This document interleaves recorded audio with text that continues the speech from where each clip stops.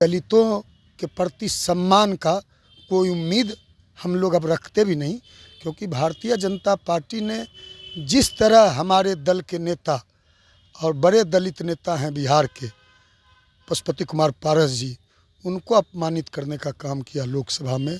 और लोकसभा के बाद लगातार पारस बाबू कहते रहे कि हम एनडीए में हैं, एनडीए में, एनडीए में हैं, और एनडीए यहाँ अपने आप को बिहार में बताता रहा कि एनडीए 5 पांडव की पार्टी है।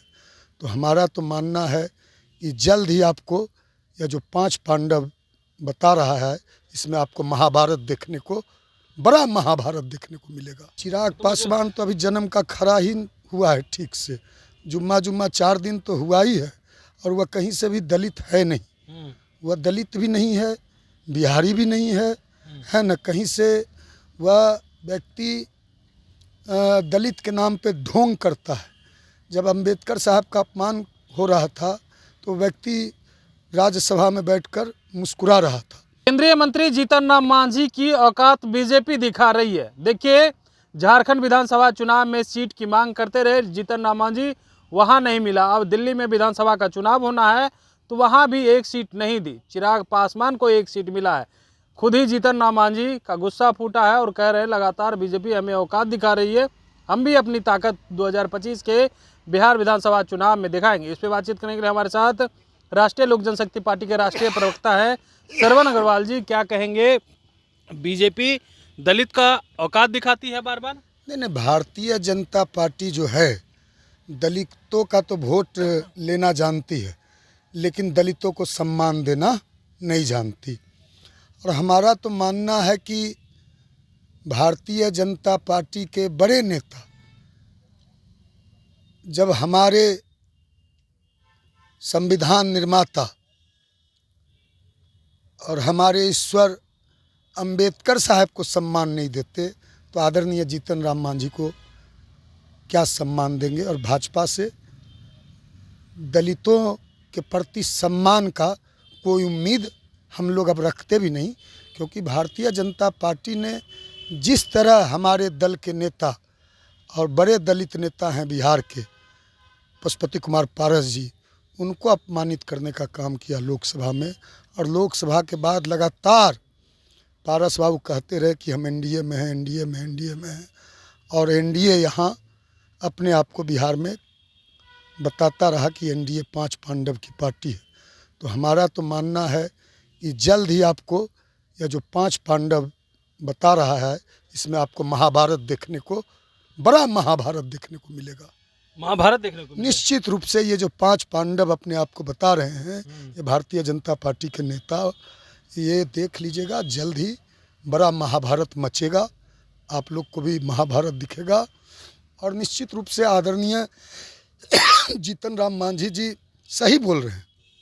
उनकी जिस तरह अनदेखी की गई है झारखंड में, अभी दिल्ली में जो विधानसभा चुनाव हो रहा है, तो जीतन राम मांझी जी तो बिहार के मुख्यमंत्री रहे हैं, बड़े दलित नेता हैं, नरेंद्र मोदी जी के बड़े तो चिराग पासवान है दलित नेता, उनको सीट मिल रहा है। चिराग पासवान तो अभी जन्म का खरा ही हुआ है ठीक से, जुम्मा 4 दिन तो हुआ ही है, और वह कहीं से भी दलित है नहीं। वह दलित भी नहीं है, बिहारी भी नहीं है न कहीं से वह व्यक्ति दलित के नाम पे ढोंग करता है। जब अंबेडकर साहब का अपमान हो रहा था तो व्यक्ति राज्यसभा में बैठकर मुस्कुरा रहा था। दलितों पर जब बिहार में लाठियां चलाई जा रही थी पटना में, बिहार के पासवानों पे, चौकीदारों पे, दफेदारों पे, तो वह व्यक्ति पूरी तरह से खामोश था, चुप्पी साधे हुआ था। जब बिहार के 4.5-5 लाख छात्र पटना में पीटे जा रहे थे, उसमें भारी संख्या में दलित छात्र भी थे, तो वह चुप्पी साधे हुए था। और ये कहीं से भी दलित नहीं है। और यह व्यक्ति जिस पे दलित SC/ST एक्ट का केस दर्ज, FIR दर्ज था, उस व्यक्ति को इसने खगड़िया में लोकसभा का टिकट देने का काम किया, जिस पे दलित एक्ट का केस था। तो व्यक्ति कहीं से दलितों का शुभचिंतक नहीं है, और भारतीय जनता पार्टी भी दलितों की शुभचिंतक नहीं है। और जीतन राम मांझी जी बड़े नेता हैं, निश्चित रूप से वह कह रहे हैं कि हम अपनी औकात दिखाएंगे। निश्चित रूप से जीतन राम मांझी की पॉलिटिकल औकात जो है, हैसियत है, बहुत बड़ी है। और जान लीजिए, यदि बिहार में मल्हा, मांझी, मुसलमान और पासवान एक साथ आ गया तो बिहार में हम लोग अपनी सरकार बनाएंगे। अपनी सरकार बनाएंगे निश्चित रूप से हमने कहा, मल्हा, मांझी, मुसलमान और पासवान ये साथ आ गए, जिसकी प्रबल संभावना है, तो हम लोग बिहार में सामाजिक न्याय की सरकार बनाएंगे। आप सामाजिक न्याय की सरकार बनाने की बात, क्या लग रहा है जीतन राम मांझी को अभी सही समय है जो है वो केंद्रीय मंत्री पद से इस्तीफा दे दे और वो एनडीए का हिस्सा छोड़ दे? क्योंकि बार बार खुद ही कह रहे हैं कि हमें बीजेपी औकात दिखा रही है, तो क्या वो औकात दिखा रही है तो जीतन राम मांझी को भी अपनी औकात दिखानी चाहिए? देखिए, आदरणीय जीतन राम मांझी जी के बयान पर हमको ज़्यादा टिप्पा टिप्पणी नहीं करेंगे। वह बड़े नेता हैं, हमारे अभिभावक हैं। अब भारतीय जनता पार्टी निश्चित रूप से जिस तरह पारस बाबू को बेइज्जत करने का काम किया, अपमानित करने का काम किया, उसी तरह आदरणीय जीतन राम मांझी के साथ भारतीय जनता पार्टी का जो सलूक है वह बिहार के और देश के दलितों के साथ, या मांझी जी का अपमान नहीं है, पारस बाबू का अपमान नहीं है, यह अम्बेडकर साहब का अपमान है, देश के बिहार के दलितों का अपमान है, अम्बेडकर साहब का अपमान है ना, सामाजिक न्याय का अपमान है।